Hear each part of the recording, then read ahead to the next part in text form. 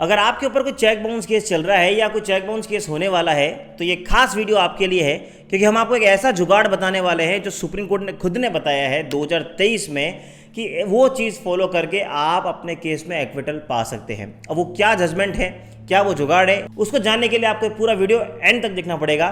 तो शुरू करते हैं आज का ये खास वीडियो।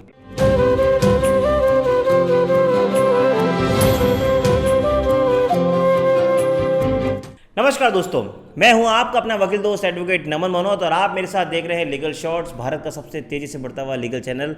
बहुत बहुत धन्यवाद आपका ये प्यार बनाने के लिए। चैनल को सब्सक्राइब नहीं किया तो सब्सक्राइब कर लीजिए, क्योंकि हम आपको पहुंचाते हैं घर बैठे सुप्रीम कोर्ट और हाई कोर्ट की लैंडमार्क जजमेंट्स और आपको अवेयर कराते हैं कानून की हर नई अपडेट से। आज हम बात कर रहे हैं सुप्रीम कोर्ट के जजमेंट पे, जहां उन्होंने 138 का पूरा बेसिक कानून डिस्कस किया और बताया कि कैसे आप उस केस में एक्विटल खुद पा सकते हैं अगर आपका जेन्युइन केस है। तो वीडियो शुरू करने से पहले एक जरूरी अनाउंसमेंट, अगर आपकी कोई कानूनी समस्या है या किसी केस पे आप हमसे कोई लीगल ओपिनियन चाहते हैं तो मैं नीचे लिंक दे रहा हूं, उस लिंक पे क्लिक करके आप मुझ तक या मेरी टीम तक बात करके घर बैठे अपने कानूनी समस्या का समाधान पा सकते हैं। सबसे पहले हम जान लेते हैं उस जजमेंट का नाम। उस जजमेंट का नाम है राजूराम वर्सेस मरुताचलम 2023 सुप्रीम कोर्ट। मैं नीचे इस केस की लिंक दे रहा हूं, उस लिंक पे क्लिक करके अगर आप पूरा जजमेंट पढ़ना चाहें तो वो जजमेंट भी आप पढ़ सकते हैं। पहले हम इस केस के फैक्ट्स के बारे में जान लेते हैं। यहाँ कंप्लेनेंट एक केस लेकर आते हैं कि मैं खेती करता हूं, उससे मुझे कुछ रेवेन्यू होती है और एग्रीकल्चरल जो रेवेन्यू हुई उससे मैंने ये जो एक्यूज्ड है उनको मैंने 3 लाख रुपए उधार दिए।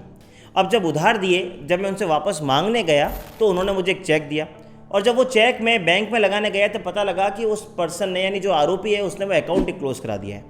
अब अकाउंट क्लोज हो गया, इसका मतलब मेरा चेक बाउंस हो गया। चेक बाउंस होने के बाद मैंने लीगल नोटिस भेजा। लीगल नोटिस भेजने के बाद भी उन्होंने मुझे किसी भी तरह का पेमेंट नहीं किया। अल्टीमेटली मैंने क्रिमिनल कोर्ट, जो मजिस्ट्रेट की कोर्ट होती है नीचे, वहाँ मैंने 138 की क्रिमिनल कंप्लेंट डाली।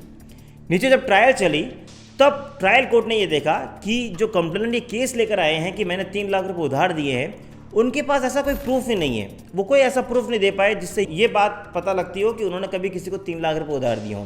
इसलिए जो नीचे की क्रिमिनल कोर्ट होती है वो फाइनली दोनों पार्टी के सुनने के बाद उस आरोपी को, या एक्यूज जो सुप्रीम कोर्ट पहुंचता है, उसको एक्विट कर देती है। एक्विट करने के बाद वो जो कंप्लेनेंट होता है वो पहुंचता है हाई कोर्ट।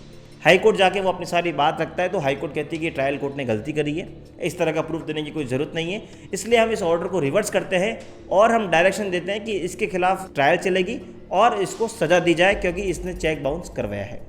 अब इस बात से और इस ऑर्डर से व्यतीत होकर, एग्रीव्ड होकर, वही एक्यूज्ड अब पहुँचते हैं सुप्रीम कोर्ट। सुप्रीम कोर्ट पहुँच के उनका ये मेजर आर्ग्यूमेंट रहता है कि जो ट्रायल कोर्ट ने डिसाइड किया वो फैक्ट एकदम मेरे फेवर में है, क्योंकि कंप्लेनेंट कहीं भी ये प्रूव नहीं कर पाया है कि मैंने उससे कभी 3 लाख रुपए उधार लिए हैं।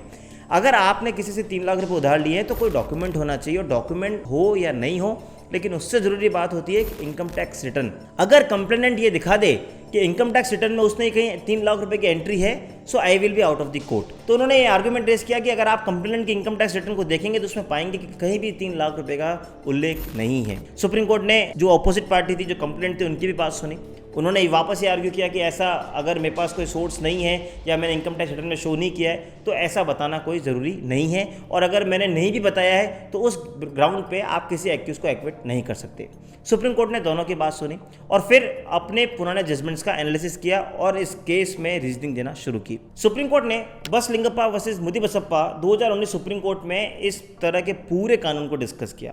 उन्होंने कहा कि जब आप किसी को चेक देते हैं और एक बार ये बात एडमिट हो जाए कि यस चेक दिया गया है, तो section 139 of NI act comes into picture, जो ये कहता है कि अगर आपने किसी को चेक दिया और ये बात एडमिट है तो ये माना जाएगा कि वो चेक जो दिया गया है वो दिया गया है इन डिस्चार्जिंग ऑफ एनी डेप्ट और एनी लाइबिलिटी। यानी वो चेक को आपको वैलिड मानना पड़ेगा और ये मानना पड़ेगा कि yes there was some due, इसलिए वो चेक दिया गया है।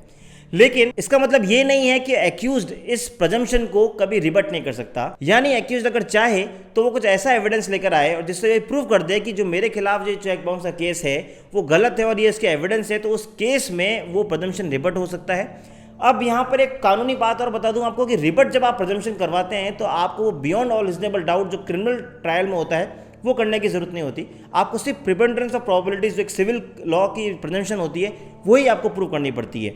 अगर मैं सिंपल कानूनी भाषा में बात करूँ, यानी सिंपल भाषा में आपको एक्सप्लेन करूँ, तो अगर जो आप एक्यूज्ड हैं तो आपको कोई बियॉन्ड रीजनेबल डाउट जाके, यानी आपको 100% जाकर आपको कोर्ट को प्रूव नहीं करना है कि मैंने ये पैसे नहीं लिए। आप अगर कोई भी ऐसा डॉक्यूमेंट या कोई भी ऐसा एविडेंस कोर्ट को लिया है जहां आप ये प्रूव कर दें कि यस देखिए देयर इज़ डाउट कि उसका जो कंप्लेंट का केस है उसमें कहीं ना कहीं डाउट है कि उसने मुझे पैसे दिए, तो ट्रायल कोर्ट उस प्रजम्पशन को रिबट करेगी और आपकी बात को सुनेगी। सुप्रीम कोर्ट ने इस जजमेंट में भी यही कहा था।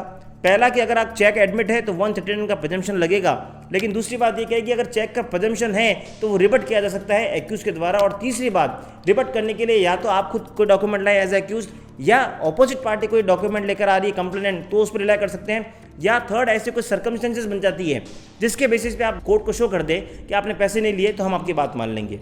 इन 3 प्रिंसिपल जो उन्होंने 2019 में बसलिंगप्पा केस में दिए, उस जजमेंट को सुप्रीम कोर्ट ने यहाँ भी फॉलो किया। सुप्रीम कोर्ट ने बोला कि जब इस ट्रायल के अंदर इनकम टैक्स रिटर्न में उन्होंने कहीं शो नहीं किए और इसके अलावा कोई भी ऐसा वो डॉक्यूमेंट शो नहीं कर पाए, तो कैसे किसी पर्सन से हम ये मान लें कि उन्होंने 3 लाख रुपये उधार दिए। एक्यूज़ की बात को उन्होंने माना और कहा कि यस अगर कंप्लेनेंट ने 3 लाख रुपये दिए होते तो वो कहीं ना कहीं इनकम टैक्स रिटर्न में शो किया होता।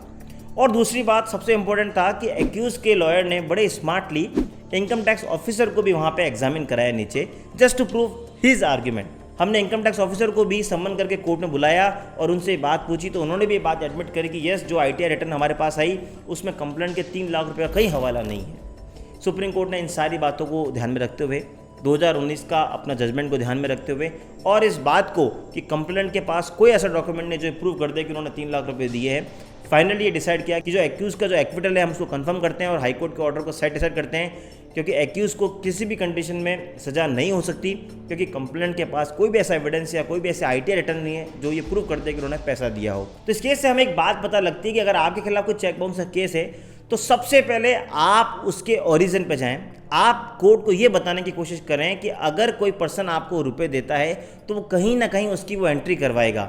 अगर उसका एक सब्सटेंशियल अमाउंट है, यानी कुछ अच्छा खासा लाख 2 लाख 3 लाख का अमाउंट है या इससे ऊपर का अमाउंट है, तो आप सबसे पहले उसके इनकम टैक्स रिटर्न को एग्जिबिट कराने की कोशिश कीजिए ट्रायल कोर्ट में। और इनफैक्ट इनकम टैक्स ऑफिसर को भी कॉल करवाइए कोर्ट से। अगर ये फैक्ट रिकॉर्ड पे आ जाता है कि इनकम टैक्स रिटर्न पे उन्होंने ये डिस्क्लोज नहीं किया है, तो आप इस जजमेंट का यूज़ करके आप अपने चेक बाउंस केस में एक्विटल पा सकते हैं। यानी कुल मिला के अगर हम मुद्दे की बात करें तो सिर्फ इतनी सी है कि आपको केस के ओरिजिन पे जाना है और आपको इस बात को प्रूव करना है कि कंप्लेंट के पास कोई ऐसा डॉक्यूमेंट नहीं है या कोई ऐसे इनकम टैक्स रिटर्न नहीं है जहां पे उन्होंने ये शो किया हो कि उन्होंने आपको रुपए उधार दिया हो। अगर आप ये प्रूव कर पाएंगे तो आपको एक्विटल मिल जाएगा। अगर आपको ये कंटेंट पसंद आया है तो चैनल को सब्सक्राइब कर लीजिए, और अगर आपको फिर भी कोई डाउट है तो मैं नीचे लिंक दे रहा हूँ, उस लिंक पे क्लिक करके आप मुझ तक या मेरी टीम तक पहुँचकर कानूनी समस्या का समाधान पा सकते हैं। मुझे पूरी उम्मीद है आपको ये वीडियो जरूर पसंद आया होगा। मिलेंगे अगली बार इसी तरह के वीडियो के साथ, तब तक के लिए जय हिंद, जय भारत।